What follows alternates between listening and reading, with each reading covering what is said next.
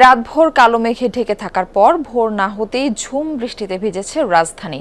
হঠাৎ এমন মুষলধারে বৃষ্টিতে কিছুটা স্বস্তি মিললেও সকালে ঘর থেকে বের হওয়া মানুষকে পড়তে হয়েছে চরম ভোগান্তিতে। এই বৃষ্টিতে সবচেয়ে বেশি দুর্ভোগে পড়েন অফিসগামী মানুষ ও শিক্ষার্থীরা। অনেকেই ছাতা ছাড়া বের হয়ে ভিজে যান, বাধ্য হয়ে আশ্রয় নেন নিকটস্থ দোকান বা ভবনে। এমনকি যাদের কাছে ছাতা ছিল তারাও পুরোপুরি রক্ষা পাননি। পোশাক ভিজে যাওয়ায় ভোগান্তি আরও বেড়ে যায়। বৃষ্টিতে তো স্বস্তি, অফিসে টাইমিং এর বিড়ম্বনা এটা বড় জিনিস। আর যানজটের তো গাড়িতে আসা যায় না, বাসের সমস্যা, এইটা সবচেয়ে বড় প্রবলেম। এই বৃষ্টিটা গভীর রাত হলে খুবই ভালো হতো। এই রাত সকালবেলা যেহেতু হচ্ছে অফিসে যেতে খুব কষ্ট, বেরোতে অনেক সমস্যা হয়, ড্রেনের পানি আরও কত ঝামেলাই। এখন বেরোইছি একজনকে ছাতা দিয়ে যাই, মানে অনেক ঝামেলার ভিতরে আছি। রাজধানীর আবহাওয়ার খবর জানাতে বাংলা মোটর এলাকা থেকে আমাদের সঙ্গে যুক্ত হচ্ছেন সহকর্মী লামিয়া তিথি।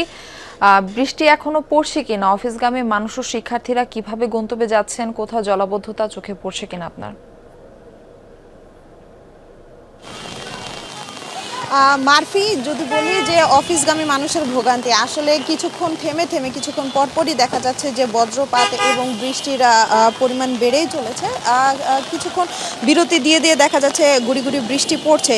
আর যেটি জিজ্ঞেস করছিলেন যে রাস্তাঘাটের অবস্থা কি, রাস্তাঘাটের অবস্থা যদি বলি যে অধিকাংশ এলাকার ভিতরেই কিন্তু যদি দেখেন আপনি সড়ক খানাখন্দে ভর্তি রয়েছে, তো সেগুলোতেও কিন্তু মানুষের অনেকটা ভোগান্তি রয়েছে এই বৃষ্টি মৌসুমে। কিন্তু যদি আমি একটু দেখাতে চাই যে এখানে কিন্তু খানাখন্দ রয়েছে, এই খানাখন্দতে কিন্তু মানুষের যাতায়াতে ভোগান্তি রয়েছে। এছাড়াও যদি বলি যে এই যে সড়কে যে বৃষ্টি শুরু হলে আমাদের যে যানবাহনের যে ভাড়া থাকে সেটি কিন্তু দ্বিগুণ হয়ে যায়। তো আমরা এতক্ষণ সকাল থেকেই মানুষের সাথে কথা বলছিলাম, তারা কিন্তু আমাদের নানান ধরনের অভিযোগ জানাচ্ছিলেন। একে তো বৃষ্টি হলে সড়কে যে পরিবহন রয়েছে, গণপরিবহন, সেগুলোর সংখ্যা কমে যায়। একই সাথে কিন্তু যেই রিক্সা চলাচল করে কিংবা বাস চলাচল করে সেগুলোতে কিন্তু দ্বিগুণ ভাড়া নেয় এবং পর্যাপ্ত পরিমাণের কিন্তু যেই ট্রান্সপোর্ট কিংবা যানবাহনের কথা বলি না কেন সেটি কিন্তু পর্যাপ্ত পাওয়া যায় না।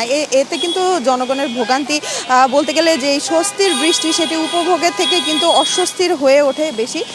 এছাড়াও যদি বলি যে এখানকার যে বাংলা মোটর এই এলাকায় রয়েছি, এখানে কিন্তু আপনি দেখতে পাচ্ছেন যে বৃষ্টিতে কিন্তু যানজটেরও সৃষ্টি হচ্ছে, যে কারণে কিন্তু মানুষের সঠিক সময়ে তাদের নিজস্ব গন্তব্যে পৌঁছাতেও কিছুটা দেরি হচ্ছে। এছাড়া যদি সব মিলিয়ে বলি মারফি, যে বৃষ্টি আসলে সকলেই পছন্দ করে, কিন্তু যারা অফিসগামী খেটে খাওয়া মানুষ এবং শিক্ষার্থী তাদের কিন্তু এই বৃষ্টির দিনে দুর্ভোগ কিছুটা বৃদ্ধি পায়, কেননা তারা এই বৃষ্টি পার করেই কিন্তু তাদের নিজস্ব গন্তব্যে পৌঁছাতে হয়। তো সব মিলিয়ে স্বস্তির বৃষ্টি হলেও নগরবাসীর জন্য কিছুটা অস্বস্তি তৈরি করেছে।